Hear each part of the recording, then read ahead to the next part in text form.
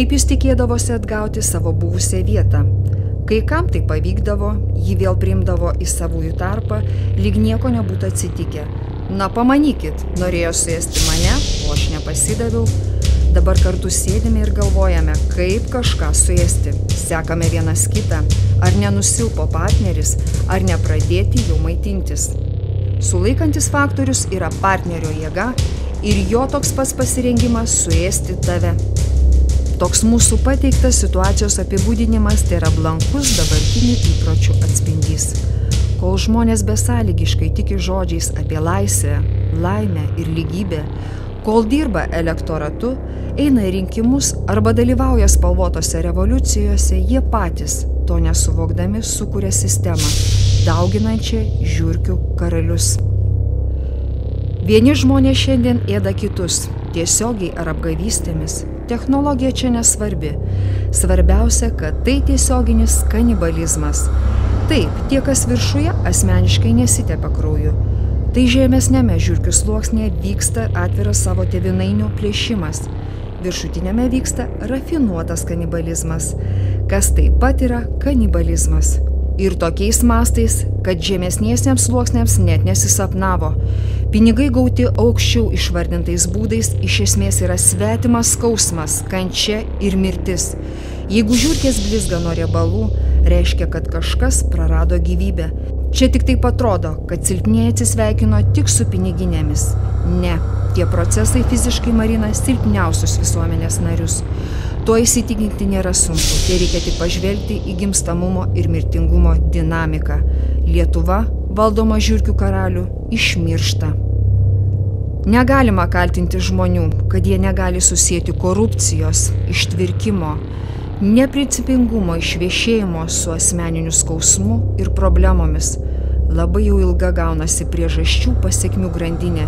Intuityviai jie jaučia, kad juos kvailina bet kur ir kaip. Tam reikalingas elitas, kad stiprus gintų silpnuosius.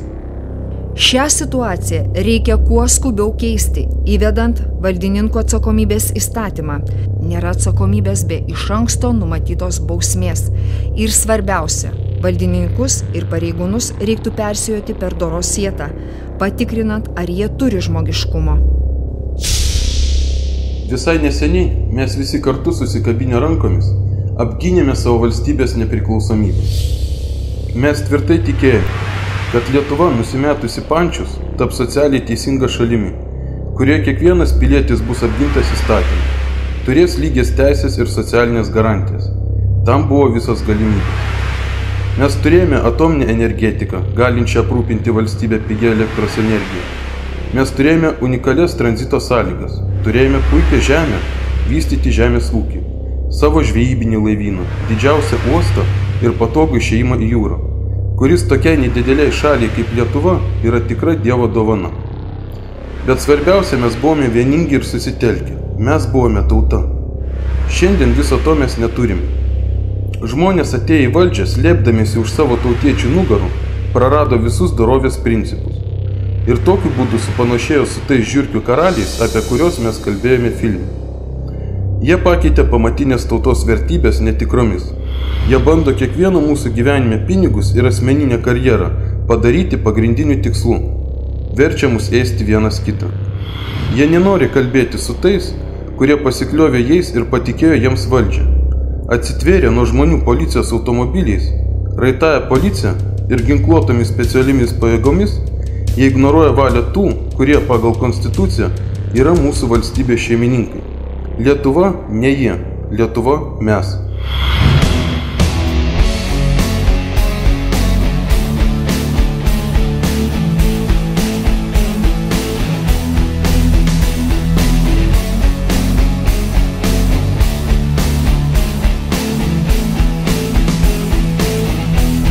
Mes einam pirmyn, einam tolyn, einam vieni mūsų kely.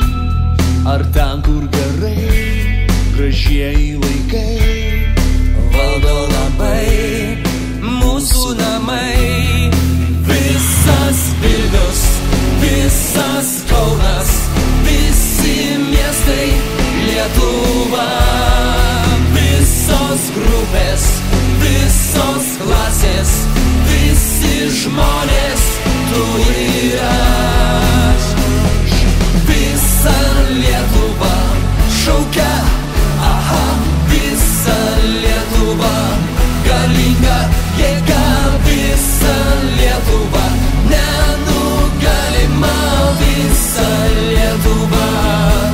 Bet mes atskirai einam savo keliais, darom garbę tik savo, bet kam visa tai, jei nesam draugais. Mes atskirai, kam visa tai, ar tu žinai? Visas Vilnius, visas Kaunas, visi miestai Lietuva, visos grupės, visos klasės, visi žmonės, tu ir aš. Visa Lietuva šaukia, aha, visa Lietuva galinga jėga, visa Lietuva nenugalima, visa Lietuva. Atgal einu tolyn, kairėn, dešinėn krentu žemyn. Visas Vilnius, visas Kaunas, visi miestai Lietuva, visos grupės, visos klasės, visi žmonės, tu ir aš. Visa Lietuva šaukia, aha, visa Lietuva galinga jėga, visa Lietuva nenugalima, visa Lietuva. Visas Vilnius, visas Kaunas, visi miestai Lietuva, visos grupės, visos klasės, visi žmonės, tu ir aš. Visa Lietuva šaukia, aha, visa Lietuva galinga jėga, visa Lietuva nenugalima, visa Lietuva, visa Lietuva.